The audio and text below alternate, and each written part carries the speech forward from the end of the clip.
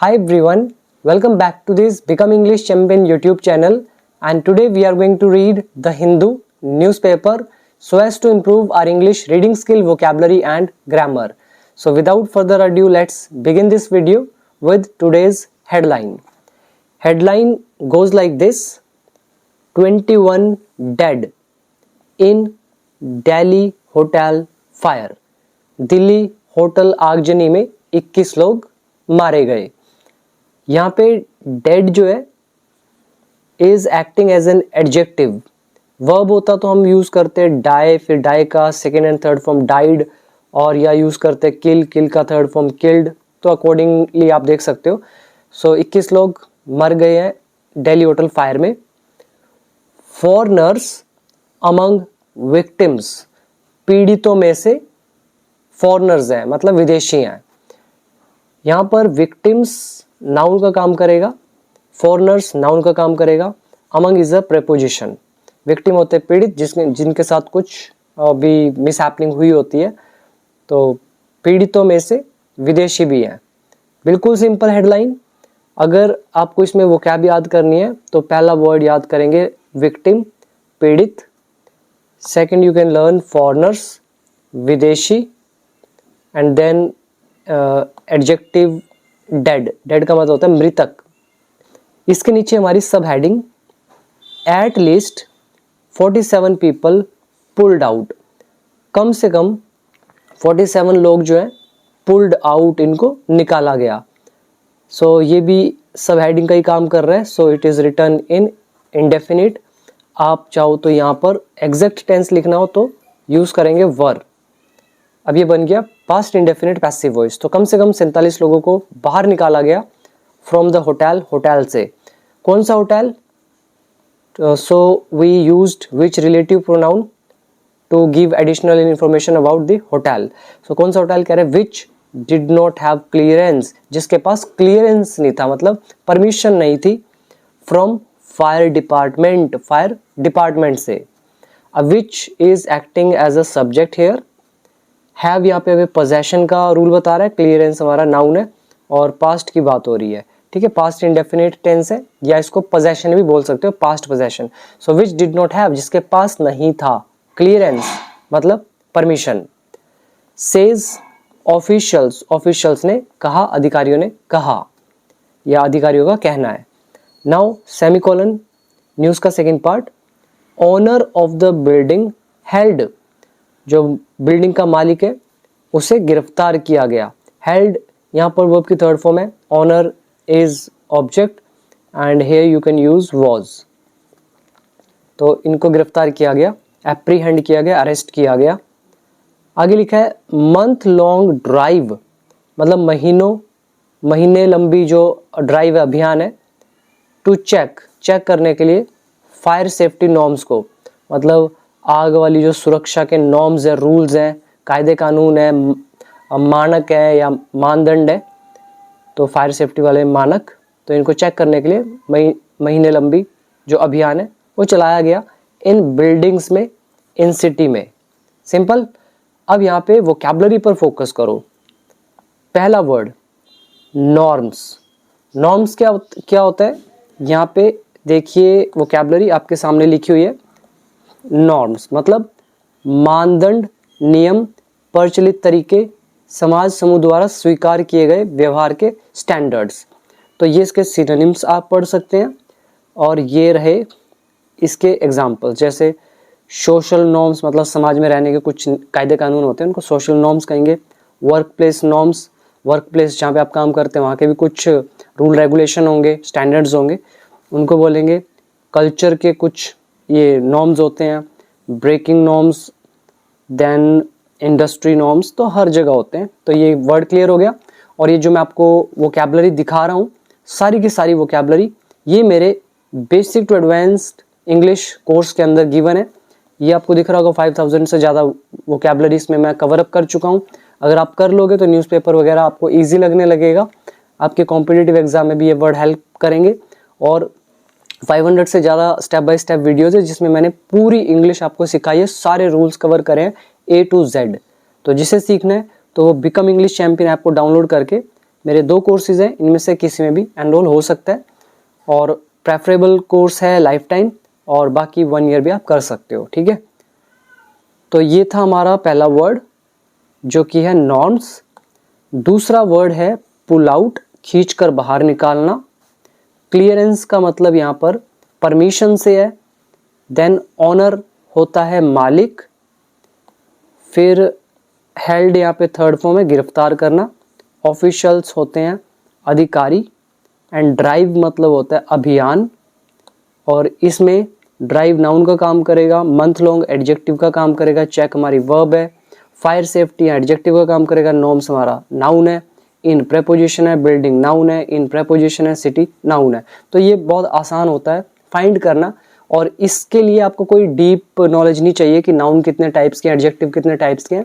ऊपर से आपको पता हो कि नाउन संज्ञा है, संज्ञा एक्चुअल में होती क्या है, उसका फीलिंग आपके पास होना चाहिए, right. Then you can easily identify whether the particular word is an adjective or a noun or preposition or whatever it may be, right? तो ये थी हमारी सब हेडिंग। अब हम आगे बढ़ेंगे। इमेज के नीचे पढ़ो, फ्यूरियस फ्लेम्स। फ्लेम्स होती हैं आग की लपटें। फ्यूरियस मतलब जैसे आपने मूवी देखी होगी फास्ट एंड फ्यूरियस, जब कोई बहुत गुस्से में होता है, क्रोध में होता है, प्रचंड हो जाता है, उसको बोलते हैं फ्यूरियस। तो प्रचंड लपटें ऐसा कह सकते हो, फ्यूरियस फ्लेम्स, प्रचंड लपटें मतलब ऐसी आग की लपटें जो गुस्से में है। ये वर्ड भी मैं आपको दिखाते हुए चलता हूँ, ध्यान देना, ठीक है। पुराने वर्ड है फिर भी मैं आपको शो कर रहा हूँ। ये रहा फ्यूरियस, मतलब होता है बहुत गुस्से में, क्रोधित या अत्यधिक नाराज। बहुत ज़्यादा एंगर या रेज दिखाने के लिए इस्तेमाल होता है फ्यूरियस। एग्जाम्पल आपके सामने है, वीडियो को पॉज करके ये एग्जाम्पल आप सेल्फ रीड करेंगे। तो फ्यूरियस फ्लेम्स, प्रचंड आग की लपटें। पीपल अटेम्प्टिंग, यहाँ पे आप डाल सकते हो आर। लोग प्रयास कर रहे हैं, कोशिश कर रहे हैं, टू डाउज द फायर, आग को बुझाने की। डाउज का मतलब होता है बुझाना, एक्सटिंग्विश करना। अच्छा वर्ड है और तीसरी बार हमारे सामने आ रहा है, मैं आपको दिखा के चलूँगा। ये देखिए, डाउज मतलब तरल डालकर भिगो देना। तरल समझते हो ना, लिक्विड, या डुबो देना, बुझा देना, खासकर आग, तब हम यूज़ करते हैं इस वर्ड का, डाउज का। Fire fighters doused the flames with water. तो वाटर क्या है, एक तरल पदार्थ है, सो वी यूज्ड डाउज्ड। तो ये आप एग्जाम्पल रीड करें, ठीक है। तो ये आपका काम। तो लोग अटेम्प्ट कर रहे हैं, प्रयास कर रहे हैं आग को बुझाने का। एट द होटल, होटल में, इन मालवीय नगर में, ऑन वेडनेसडे को। वोकैबुलरी पर फोकस करेंगे। अटेम्प्ट प्रयास करना, डाउज द फायर आग बुझाना, फ्यूरियस इज प्रचंड, then one more word flames आग की लपटें। टेंस है continuous present. Now first paragraph, 21 people died, 21 लोग मारे गए या वो उनकी मृत्यु हो गई। फॉरेन नेशनल्स अमंग देम, जिनमें से विदेशी नागरिक भी थे। नेशनल्स का मतलब होता है नागरिक, फॉरेन इज विदेशी, अमंग देम मतलब उनमें से, तो उनमें से विदेशी नागरिक भी थे। तो ऐसे 21 लोग मारे गए। इन अ ब्लेज, आगजनी में या भीषण आग में। ब्लेज क्या होता है, बहुत ज़्यादा आग। ये वर्ड मैं आपको दिखाते हुए चलता हूँ, देखो ध्यान से। ब्लेज, ये सारे हमारे पुराने वर्ड है जितने भी मैं आपको दिखा रहा हूँ, इसलिए शो कर रहा हूँ ताकि आपकी रिवीजन हो सके। तो ब्लेज मतलब भीषण आग, तेज लपटें, तेजी से जलना। एग्जाम्पल पढ़ना आपका काम। तो भीषण आग में इतने लोगों की मृत्यु हुई है। और कौन सी आग कह रहे हैं, that ripped through a hotel, जो होटल में तेजी से फैल गई। इन south Delhi's Malviya Nagar, south Delhi के मालवीय नगर में, ऑन वेडनेसडे मॉर्निंग को। ऑफिशियल्स सैड, अधिकारियों ने कहा। सिंपल हो गया पहला सेंटेंस। इसमें 2 वर्ड आपको याद करने हैं, 3 करेंगे। पहला याद करेंगे rip through, it is a phrasal verb, पुराना वर्ड है ये भी। ये देखो आपके सामने लिखा हुआ है रिप थ्रू। क्या होता है रिप थ्रू का मतलब, तेजी से फैल जाना, चीरते हुए गुजरना, बहुत तेजी और ताकत से आगे बढ़ना। तो ऐसे ही होटल के अंदर ये भी तेजी के साथ फैल गई आग, इसलिए हमने क्या लिखा, दैट रिप्ड थ्रू। यहाँ पर रिप्ड थ्रू वर्ब की सेकंड फॉर्म हो गया, that is a relative pronoun और सब्जेक्ट का भी काम करेगा, यूज किया गया है ब्लेज के लिए। तो पहला वर्ड ये याद करेंगे। दूसरा वर्ड याद करेंगे नेशनल्स, मतलब होता है नागरिक। तीसरा आप याद करेंगे ब्लेज, भीषण आग। ऑफिशियल्स होते हैं अधिकारी, एंड फॉरेन मतलब विदेशी। इसके आगे next sentence, at least 47 persons were pulled out. कम से कम 47 व्यक्तियों को पुल आउट किया गया, मतलब बाहर निकाला गया, फ्रॉम द फायर आग से, एंड टेकन और ले जाया गया टू नियर बाय हॉस्पिटल्स पास वाले अस्पतालों में, फॉर ट्रीटमेंट इलाज के लिए। पुल्ड आउट वर्ब की third form, at least 47 persons object, were लगा हुआ है, it means this is past indefinite tense of passive voice. Next is according to the police, police के अनुसार, ऑफ द डिसीज्ड मृतकों में से 12 वर फॉरेन नेशनल्स, 12 विदेशी नागरिक थे, एंड रेस्ट वर इंडियंस और बाकी बचे भारतीय थे। यहाँ पे ये हमारी ट्रांसलेशन है ऑफ, उसके बाद एक हमारा नाउन, और डिसीज्ड होते हैं मृतक, तो मृतकों में से, उसके बाद हम पूरी संख्या बताते हैं, तो ये 12 यहाँ सब्जेक्ट का काम करेगा, नेशनल्स यहाँ नाउन है, फॉरेन यहाँ पर एडजेक्टिव है। ऐसे रेस्ट इज बचा हुआ, ये रेस्ट सब्जेक्ट का काम करेगा, इंडियंस नाउन का काम करेगा, तो सिंपल नाउन एडजेक्टिव का लेसन। तो पुलिस के अनुसार मृतकों में से 12 जो हैं वो फॉरेन नेशनल्स थे और बाकी बचे भारतीय थे। नेक्स्ट पैराग्राफ, ऑफिशियल्स सैड, अधिकारियों ने कहा, the flourish stay bed and breakfast facility, कह रहे हैं ये जो फ्लोरिश स्टे नाम का बेड एंड ब्रेकफास्ट सुविधा जो है, ये जो लिखा है ना फ्लोरिश स्टे, शायद होटल का नाम हो, मुझे नहीं पता, कंफर्म कर लेना, ठीक है। और bed and breakfast facility, facility का मतलब होता है सुविधा, और बेड एंड ब्रेकफास्ट का मतलब है कि आप नाइट स्टे करें और आपको ब्रेकफास्ट भी मिलेगा उसमें, तो ऐसा जो ये फैसिलिटी है फ्लोरिश स्टे नाम की। और फ्लोरिश जो है ये हमारा एक नाउन का भी काम करता है, वर्ब का भी काम करता है, और फ्लोरिश का एक्चुअल में मतलब ये होता है फलना फूलना, आपका बिजनेस फल फूल रहा है, इसका मतलब वो फ्लोरिश हो रहा है, वो थ्राइव कर रहा है, सिंपल। तो ये जो flourish stay bed and breakfast सुविधा है, वॉज ऑपरेटिंग, ये संचालित हो रही थी, ये चल रही थी, without clearance from the fire department, बिना फायर डिपार्टमेंट की अनुमति के। टेंस है past continuous. Lavkesh Bajaj was apprehended, ये जो लवकेश बजाज व्यक्ति हैं और इनको एप्रीहेंड किया गया, इनको गिरफ्तार किया गया। टेंस है पास्ट इंडेफिनिट पैसिव वॉइस। और ये कौन थे, the owner of the building, building के मालिक। और ये किसको एप्रीहेंड किसने किया, बाय द पुलिस, पुलिस के द्वारा। A first information report, FIR जो है वॉज रजिस्टर्ड, तो ये FIR दर्ज की गई, अगेंस्ट हिम, उसके खिलाफ, अंडर सेक्शंस 105, एक तो 105 सेक्शन के तहत, और ये 105 है क्या, culpable homicide not amounting to murder. अच्छा वर्ड है। अमाउंटिंग का मतलब क्या होता है, किसी के बराबर होना, तो नॉट अमाउंटिंग मतलब बराबर नहीं है, और किसके बराबर नहीं है, मर्डर के। क्या मर्डर के बराबर नहीं है, कल्पेबल होमिसाइड।